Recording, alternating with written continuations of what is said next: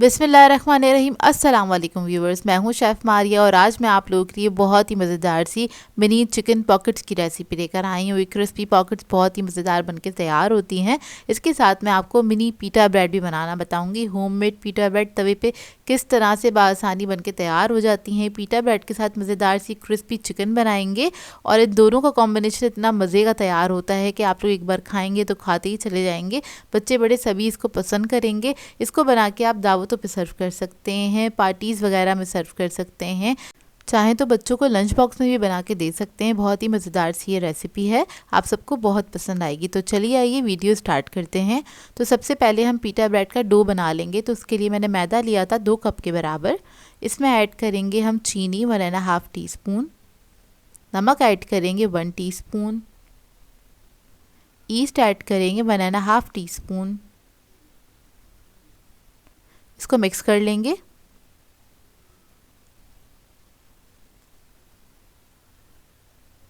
अब इसके अंदर एक अदद अंडा ऐड कर देंगे।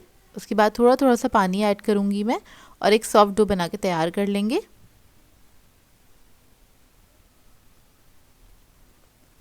पानी बस आपने थोड़ा थोड़ा सा करके ही ऐड करना है। जिस तरह हम नॉर्मल से आटा गूंथते हैं उसी तरीके से आपने इसका डो बना लेना है। ये देखिए, बस बाउल के अंदर ही मैं इसको नीट करूँगी, काउंटर टॉप पे डाल के नीट करने की ज़रूरत नहीं है।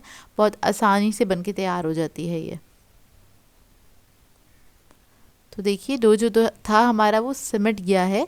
अब क्या करेंगे, इसके अंदर हम ऑयल ऐड करेंगे। तो मैंने इधर लिया है 3 टेबलस्पून के बराबर ऑयल। आप लोग चाहें तो बटर भी इस्तेमाल कर सकते हैं, सॉफ्ट बटर ऐड कर सकते हैं 2 टेबलस्पून के बराबर।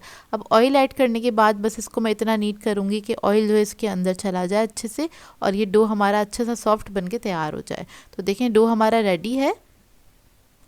अब क्या करेंगे, इसको हम कवर करके छोड़ देंगे तकरीबन 1.5 से 2 घंटे के लिए, जब तक ये राइस नहीं हो जाता।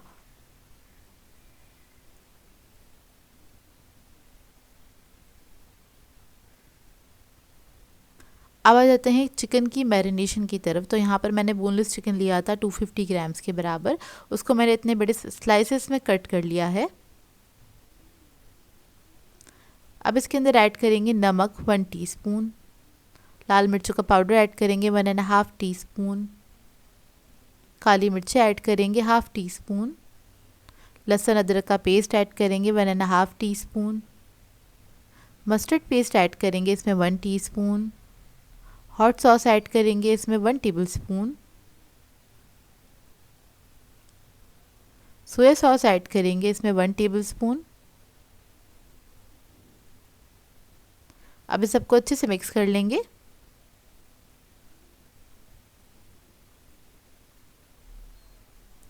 इसको मिक्स करने के बाद इसको छोड़ दीजिएगा आधे घंटे के लिए, इसका मैरिनेशन टाइम है। और अगर आपके पास टाइम नहीं है तो आप इसको फ़ौरन से भी बना सकते हैं। तो इसको मैंने आधे घंटे के लिए छोड़ दिया था। इतने में हमारा डो जो है वो भी राइज हो चुका है। ये देखिए, अब इसको पंच डाउन कर लेंगे बाउल के अंदर ही। अब काउंटर टॉप पे क्या करेंगे, थोड़ा सा मैदा डस्ट करेंगे और ये जो डो है वो निकाल लेंगे सारा। थोड़ा सा नीट कर लेंगे इसको, बस आपने इसको हल्का सा नीट कर लेना है। इसके बाद क्या करेंगे, इसको बेल लेंगे। तो बस इसको आपने बेलन की मदद से बेल लेना है अच्छे से और बहुत ज़्यादा पतला नहीं करेंगे, 1/2 इंच तक मोटा रखना है इसको। उसके बाद एक कटर ले लेंगे। यहाँ पर मैंने 3 इंच का लिया है कटर, क्योंकि हम मिनी पॉकेट्स बना रहे हैं और उससे हम इसको कट कर लेंगे इस तरह से। आप कोई भी प्याली या फिर कोई भी ग्लास भी यूज़ कर सकते हैं। तो देखिए बस इस तरह से आपने इसको कट कर लेना है और जो एक्स्ट्रा डो होगा इसको आपने दोबारा से समेटना है, थोड़ा सा नीट करना है, बेल के दोबारा से कट कर लेंगे तो ये बहुत सारे पॉकेट्स बन के तैयार हो जाते हैं। तो देखिए इसको मैंने इतना मोटा कट किया था। अब क्या करेंगे, तवा मैंने गर्म करने के लिए रख दिया था। तवे पे आपने इस तरह से इसको रख देना है और इसको हमने लो मीडियम फ्लेम पे कुक करना है। आपने तकरीबन 1 मिनट तक इसको छोड़ देना है। टच नहीं कीजिएगा, हल्के हल्का सा राइज होना स्टार्ट हो जाएगा, इस पर बबल्स बनने स्टार्ट हो जाएंगे। तो देखिए जब बबल्स बनने लगे, ऊपर आने लगे बबल्स, इसका मतलब ये नीचे से कुक हो गया है। इसको आपने फ्लिप कर देना है। दूसरी साइड से भी 1 मिनट तक इसको कुक करना है लो मीडियम फ्लेम पे। हाई फ्लेम पे नहीं पकाइएगा, नहीं तो ये बीच में से कच्ची रह जाएंगी पॉकेट्स, इस बात का ख्याल रखिएगा। अब दूसरी साइड से भी हम इसको कुक कर लेंगे। और देखें दूसरी तरफ भी कलर आ गया है। और अब इसको मैं निकाल लूँगी। और निकाल के क्या करना है, आपने इसको रखना है दस्तरखान में कवर करके, ताकि ये ड्राई ना हो। और ये इसको कवर करके इसलिए भी रखते हैं ताकि ये ना हल्की हल्की ही ठंडी हो। एकदम से ठंडी होंगी तो ड्राई हो जाएंगी, ब्रेड जो है सख्त हो जाएगी। जब आप इसको कवर करके रखेंगे दस्तरखान के अंदर तो ये सॉफ्ट रहेंगी। तो देखिए इस तरीके से मैंने सारी रेडी कर ली थी। अब इसको मैं कवर करके छोड़ दूँगी। आपने इसको अच्छे से ठंडा करना है, उसके बाद आप इसको इस्तेमाल कर सकते हैं। इतने ये ठंडी हो रही होंगी, इतने में हम अपना चिकन भी तैयार कर लेंगे। तो देखिए इस तरह से आपने अच्छे से इसको कवर करना है और छोड़ देना है।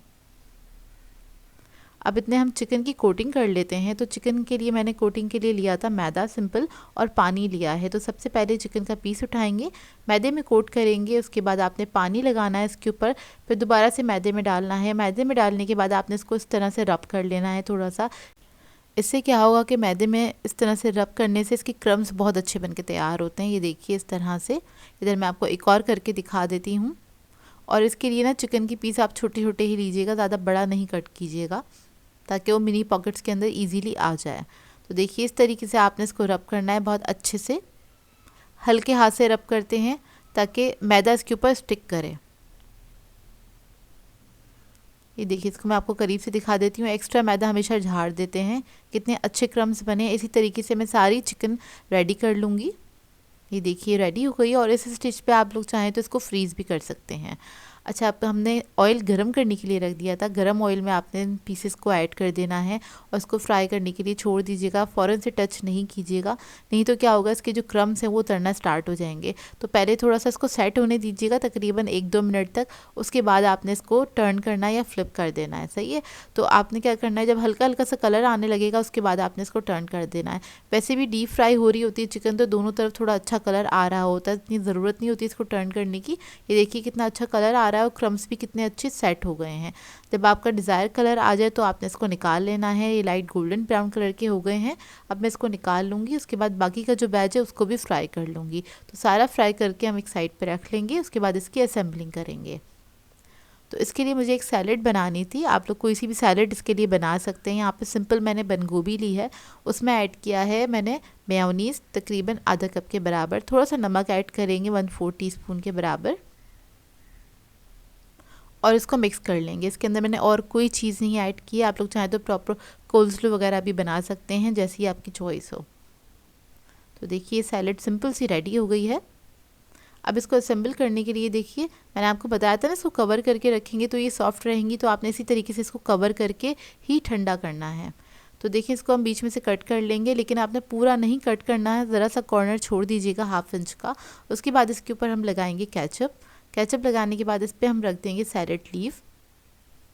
इस तरह से एक चिकन का पीस रखेंगे और जो हमने सैलेड बनाया था वो रख देंगे इसके ऊपर, इस तरह से 1 टीस्पून के बराबर। तो देखिए हमारा चिकन पॉकेट रेडी है। बहुत ही मज़ेदार बनके तैयार होते हैं।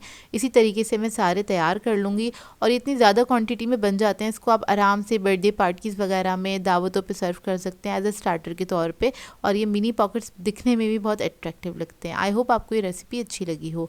सो व्यूअर्स, अगर आप लोगों को मेरी रेसिपीज़ अच्छी लगती हैं तो मेरे चैनल को सब्सक्राइब करें, लाइक करें, कमेंट ज़रूर किया करें, शेयर भी ज़रूर किया करें अपने फ्रेंड्स के साथ, फैमिली के साथ। तो मुझे अपनी दुआओं में याद रखिएगा। अल्लाह हाफ़िज़।